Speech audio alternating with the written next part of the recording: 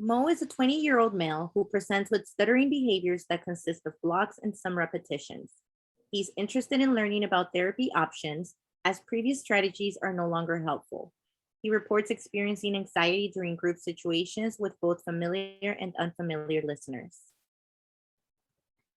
Our long-term goal for Mo is to reduce his negative feelings surrounding stuttering by increasing his social interactions in highly feared conversational contexts.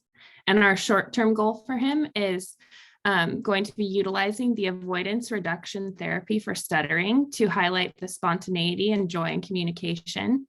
And we want Mo to provide a self-rating of 7 out of 10 or higher following a mid-feared communication context across 3 sessions. Mo presents with increased anxiety in a variety of group situations as a result of stuttering. Our treatment plan will focus on desensitization during feared situations to reduce anxiety and promote communication.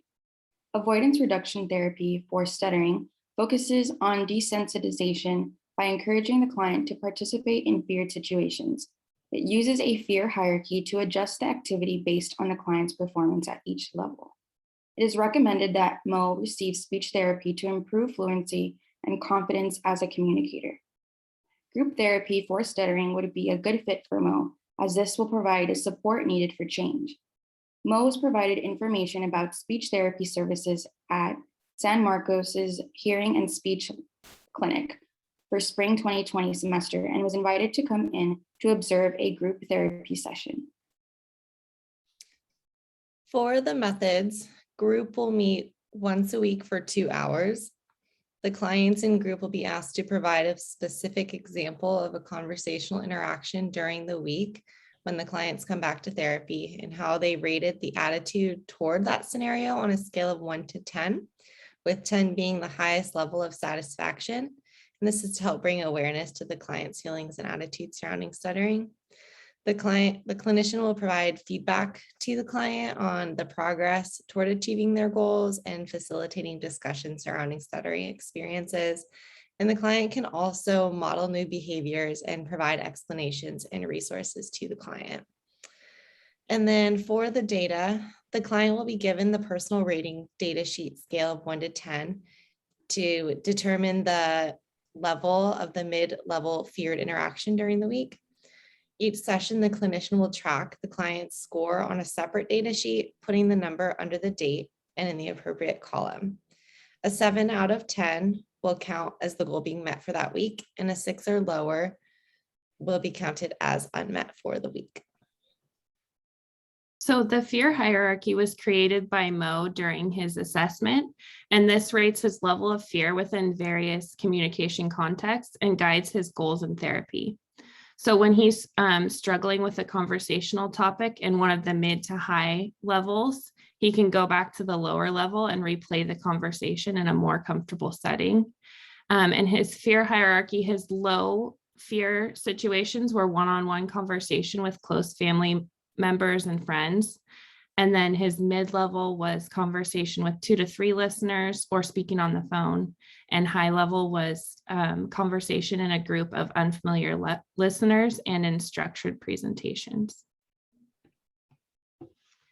Now we'll provide an example of how an activity would look like during a group therapy session. All right, so last time we met, I asked you to participate in a mid-level conversational experience consisting of 2 to 3 listeners or speaking on the phone. Let's start off this session by rating your experience. Mo, do you want to start off by telling us about your conversational situation last week? Yeah, so I was in a conversation with 3 listeners. I was talking to my coworkers about my weekend because I went on vacation with my friends. When I was talking to them about it, my stuttering pattern consisted of blocks with a few repetitions. Okay, how did you feel being in this situation? What were you feeling or thinking during this experience? I felt a lot of anxiety being in this situation. I also felt embarrassed every time I stuttered. How did your coworkers react to your stuttering? They just listened and didn't say much. How do you feel after this experience? It made me feel ashamed and very tense. I did a lot of self-talk to remind myself that I have the right to communicate, and I didn't want to hide my stutter. Now, that's great that you're building a more accepting outlook on yourself. Even though you felt these intense emotions of shame and embarrassment, you partaking in self-talk is key. Okay, so we have already discussed the self-rating scale. Just to review, this rating scale is to provide a measure of your feelings, attitude, and confidence when speaking, ultimately judging your conversational success in conversation based or regardless of the presence or absence of stuttering. How would you rate yourself during that conversational interaction? I would rate myself as a 4 out of 10. Tell me why you rated yourself as a 4 out of 10. I rated myself a 4 because I felt uncomfortable and struggled more than I wanted to. Okay, well, I'm proud of you for stepping out of your comfort zone and taking a risk. It shows that you're gaining a lot of confidence. Do you want me to continue speaking in this situation? How are you feeling? Do you want to continue with this mid-level context or scale it back to practicing in the lower level context, which is the one-on-one conversations with a close family member or friend? I think I want to continue to try in mid-level conversational contexts. All right, sounds great. Thank you.